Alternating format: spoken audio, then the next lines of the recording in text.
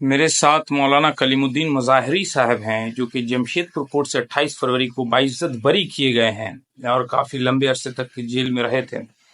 अब इनकी ज़ुबानी सुनते हैं। भारत के न्यायालय ने फिर एक बार साबित किया कि जो निर्दोष है वो निर्दोष है और जो कसूरवार है वो कसूरवार है। ये अलग बात है कि कुछ लोग मुसलमानों की दाढ़ी और टोपी को देखकर उनको आतंकवादी घोषित करने की कोशिश करते हैं, लेकिन न्यायालय तो न्यायालय है, जहाँ से वर्डिक्ट आता है वहाँ पर दूध का दूध और पानी का पानी हो जाता है। अब उन्हीं के मुँह सुनते हैं उनकी पूरी कहानी, किस तरह जेल में बीता और किस तरह से जो फैसला है, कितना खुश हैं, क्या उनको लग रहा है।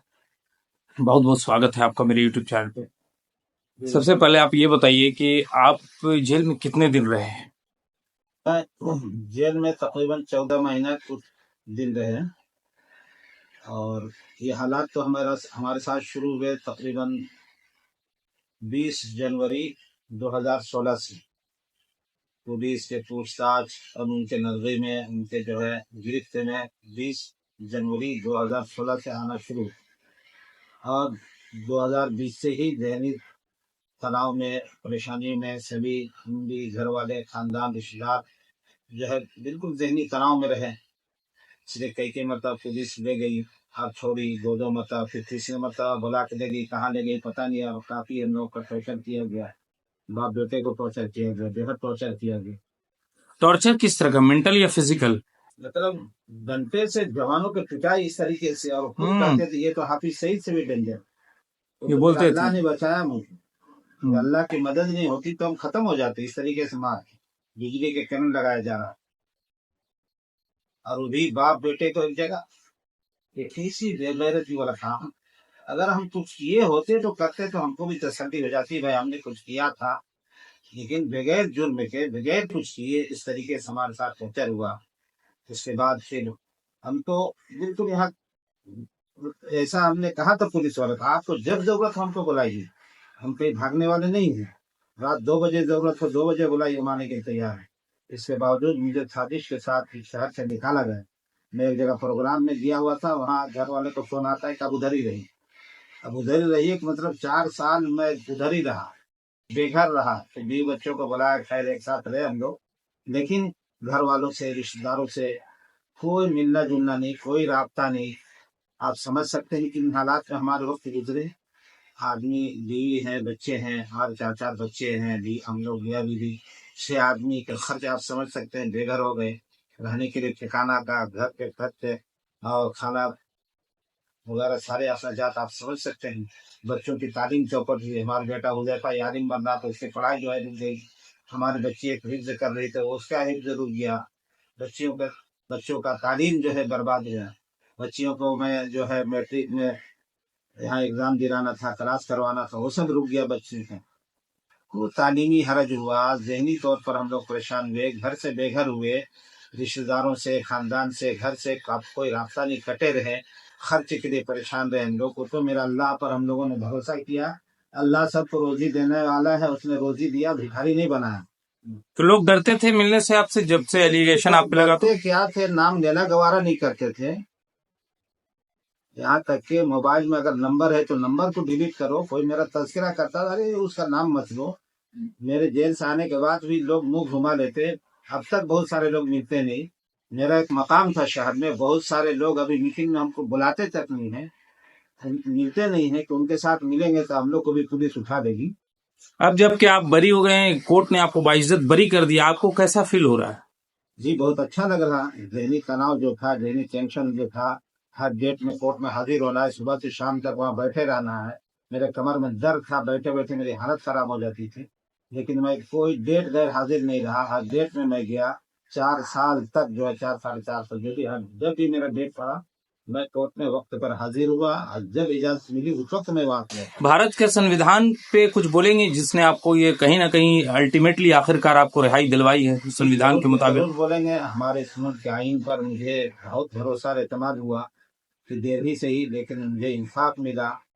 उन्होंने मेरे ऊपर कोई जुल्म ज्यादती नहीं की, बल्कि हमें बाइज्जत बरी किया। जज को आपने नहीं बोला जितना आपको टॉर्चर किया गया? कोर्ट में आपने बताया नहीं कि पुलिस वालों ने आपको टॉर्चर किया है?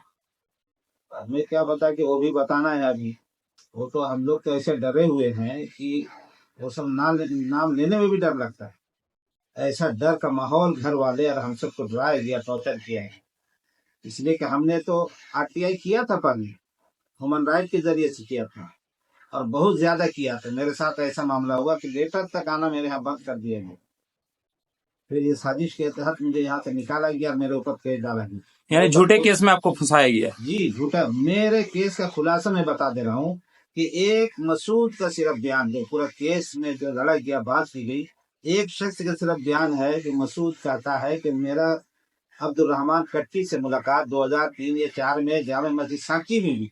उसके बाद हम लोग मौला कलीमुद्दीन के घर में उनसे मिलते थे, यहाँ आते थे, यहाँ मीटिंग करते। एक शख्स के बयान पर, अब पता नहीं उसने बयान दिया या पुलिस ने बयान खुद लिख के जो है इस तरीके से जो है फंसाया गया हमें।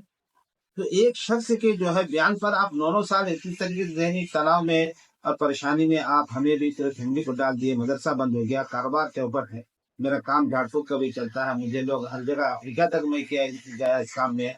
मेरे जो है पेशेंट लोग मुंबई में, गुजरात में, दिल्ली में, हर जगह मेरे जो कहीं जाना आना नहीं। मेरे ऊपर पाबंदी जमानत के इस शर्त में मिली कि आप जमशेदपुर से बाहर नहीं जा सकते। तो किस तरीके से हमें जो है दबाया गया, जहनी जो है हमें तनाव में रखा गया 9 साल। अब आगे भी आप क्या करेंगे? अब क्या करेंगे, अब जो मदरसा चला रहे हैं इसी को चलाएंगे, और क्या कर सकते हैं। हम लोग तो एकदम दबे कुचले लोग हैं, हमारे खानदान रिश्तेदार सब हम लोग कोई ज्यादा क्रिमिनल लाइन का तो कोई है नहीं कि लीडर होकर जो है पुलिस से मुकाबला करे। हम लोग सब सीधे सपाटे, हमारे ससुराल वाले बेकरी चलाते हैं, बिस्कुट बनाना है, बेचना है, इतने ही जानते हैं। हम लोग मदरसा चलाना है सुबह से रात तक, इतने ही जानते हैं। आपकी मदद किन किन लोगों ने की आपके जेल जाने के दौरान, केस लड़ने के दौरान? किसी संगठन ने? नहीं किया। कोई मेरे घर वाले ने, मेरे साला ने, हमारे फैमिली का जो खर्च चलाया। मेरे सालाओं ने, 4 साला है, हमारे सालू हैं, इन लोगों ने सिर्फ मेरे घर के अलावा किसी ने कोई ताउन नहीं किया। खैरियत तक पूछने नहीं आया, कोई जेल तक पूछने नहीं गया। तंजीमें हैं, जमीयत है, कोई नहीं गया, पूछने तक नहीं गया, अभी तक भी नहीं कि आपका केस का क्या हाल है, क्या खर्च की जरूरत है, हम लोग देंगे। कोई तंजीम नहीं आया, किसी ने नहीं आया। इसी बीच हमने बेटियों की शादी की, बेटा की शादी किया, किसी ने पूछा तक नहीं कि आपके पास खर्च है नहीं है, आपकी जरूरतें कैसे पूरी हो रही हैं, किसी ने नहीं पूछा। झूठा केस इन लोगों ने लगाया, पर उसके बाद आप जेल गए, तो इसमें पूरे मामलात में मीडिया का रोल आपको कैसा लगा? मीडिया का रोल तो बहुत ही बुरा रहा हमारे साथ, इसलिए कि उसने तो ऐसा ऐसा लिखा जिससे मुझे जेल में भी बहुत परेशानी हुई। ये अलकायदा का मास्टर माइंड, इसे मीडिया ने लिखा? जी जी। किस पेपर ने लिखा ऐसा? लिखा है फरबात या हिंदुस्तान, किसी ने भी लिखा, ये लोग ज्यादा लिखते थे। ये तीसरों को उड़ाने जा रहा, अलकायदा। अच्छा, बिना किसी सबूत, बिना किसी दलील के हवा में बोल रहे थे? जी, हवा नहीं तो और क्या, हवा से जो और ऊपर कुछ हो सकता है। और जो है मोस्ट वांटेड अलकायदा, जबकि अलकायदा का लिख तक हम लोग नहीं गए। पर बाद में, लेकिन बाद में माफी भी मांगी थी? नहीं, पिछले कोई वो तो अभी भी बहुत माफी तो लिखा था उसमें। नहीं, आतंकवादी वर्ड बोलने पर वो तो बात तक लिखता रहा है, लेकिन उसको किसी ने कहा होगा, इसलिए आतंकी लिखने से रुका है। अभी भी बीच में था इनका, मतलब फैसला हो गया जेल, मतलब सजा का, ऐसा कुछ हेडिंग बनाया। ये लोग तो अभी तक लास्ट तक बहुत लिखता है। लेकिन भारतीय अदालत और संविधान ने इनके मंसूबों पर पानी फेर दिया, आपको ऐसा लग रहा है? जी, मंसूबों पर पानी फेरा है, नापाक मंसूबों पर। जी, इनके नापाक अज़ाइम इरादे जो भी हों, लेकिन बहरहाल जेल में तो तकलीफ दिया इन लोगों की तहरीर ने। मुझे जो है एक सेल में भी एक साइड में ताला लॉक करके रखा जाता, 1-1.5 घंटा खोला जाता था नहाने धोने के लिए। मैंने जेलर से कहा, जेलर साहब ऐसे मुझे बंद करके क्यों रख, तो क्या करें हम लोग, आपके बारे में मीडिया वाले इतना लिखता ही है। एक दिन मैं अखबार ऐसे ही कहीं चिपका हुआ था, देखा कि मौलाना कलीमुद्दीन को सीने की तकलीफ की वजह से दौरान वो क्या बोलते हैं, रिमांड के दौरान उनको पूछताछ से घबरा कर उनको सीने में इतनी तकलीफ हुई कि एमजीएम ले जाया गया।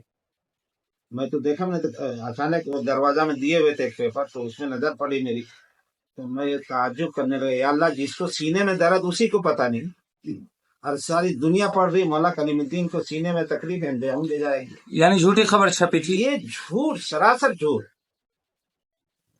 समझिए। जिस तरीके से ये लोग लिखे हैं, और मामले को बढ़ाया इन लोगों ने, जिसकी वजह से जेल में तो परेशानी हुई और अभी भी हुई है। लोग जेल से आने के बाद भी पेपर पढ़ पढ़ के जो है मुझसे मिलना गवारा नहीं करते। बहुत सारे लोग अब तक जो है नजर छिपा लेते हैं, चेहरा घुमा लेते हैं। तो लोग पेपर ना पढ़ते हैं, कोर्ट क्या कह रहा, कोर्ट क्या दिख रहा, कोर्ट में मेरा क्या मामला है, आवाम को पता नहीं।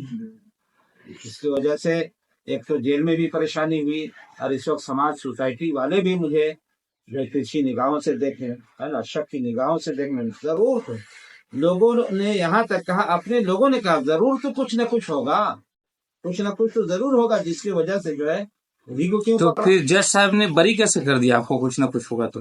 वो जो है गवाह ने तो बहुत सारे ये काम इनको पहचानते ही नहीं। अच्छा, गवाह ने बोला? जी, जो आयो थी करकट्टे, उसने कहा कि इनको मैं नहीं पहचानता हूँ। हमारे जो है अरेस्ट करने वाले अवध कुमार जो एटीएस के डीएसपी थे, वो मुझे कलकत्ता से उठा के लेकर आए। उनसे हमारे वकील ने करोस में कहा ये क्या अपराध किए हैं, किस चीज के अपराधी हैं, नहीं बता सके।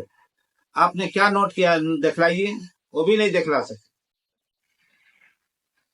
यानी पूरी तरह से फर्जीवाड़ा और झूठ पर ये केस मबनी था। जी जी, सरासर झूठ पर ये केस मबनी था। जितना भी झूठा कहा जाए बहुत कम है, और इसमें मीडिया का बहुत बुरा रोल रहा है। उसने बहुत बढ़ा चढ़ा के लिखा, जिसकी वजह से प्रशासन भी और पब्लिक भी मुझसे नफरत की और इतना दिन केस चला।